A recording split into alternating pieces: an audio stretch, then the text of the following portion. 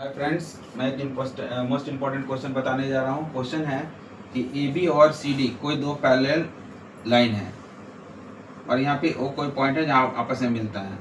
O A B angle दिया हुआ है कितना 120 डिग्री।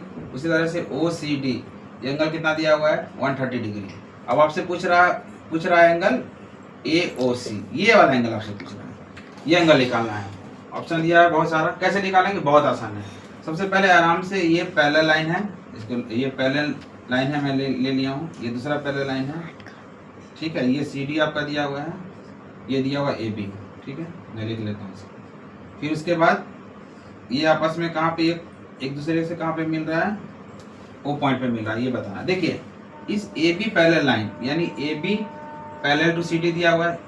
ये ओ पॉइंट से, अगर ओ पॉइंट से लेके एक हम पैरेलल लाइन खींच लेते हैं, दैट मीन्स ये तीनों आपस में पैरेलल है। अगर इसको हम मान लेते हैं A B C D E मान लेते ओ ई, तो हम यहाँ पे तीसरा लाइन क्या हो गया, यहाँ पे पैरेलल हो गया A B parallel O E parallel C D, तीनों आपस में पैरेलल हो गया, तीनों आपस में पैरेलल हो गया। अब देखिए यहाँ पे एंगल क्या दिया हुआ है, ये एंगल आपका दिया 120 डिग्री और ये एंगल दिया 130 डिग्री, 130 डिग्री।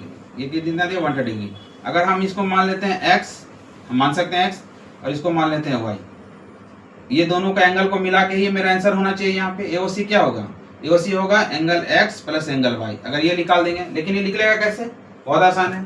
अब देखिए मैंने आपको सिखाया था दो पैरेलल लाइन आपस में रहे और उससे कोई थर्ड लाइन यहाँ पे आपस में इंटरसेक्ट करे, तो internal sum of the internal angle कितना होता है 180 डिग्री होता है। अब देखिए यहाँ पे x है, यहाँ 120 डिग्री है, तो हम लिख सकते हैं angle x plus 120 degree equal to 180 degree. तो यहाँ पे एंगल x बराबर कितना हो गया 180 माइनस 120, डेट इज हो गया आपका 60 डिग्री। यानी ये वाला मेरा कितना निकल गया 60 डिग्री। सेम देखिए ये पैरेलल लाइन है, ये पैरेलल लाइन है, ये दोनों के बीच का सम कितना होगा एंगल्स का 180 होगा। तो angle y plus angle 130 degree equal to होगा 180 डिग्री। तो एंगल y बराबर कितना हो जाएगा 180 माइनस 180 डिग्री माइनस 130, यानी हो गया 50। अभी देखिए ये निकल गया 50। अब क्या करना है आपको, क्या ये दोनों का अगर हम जोड़ निकाल देते हैं, यही टोटल एंगल होगा। तो टोटल एंगल कितना हो गया angle x plus angle y, that is 60 plus 50। 60 और 50 को मिला लेंगे कितना 110।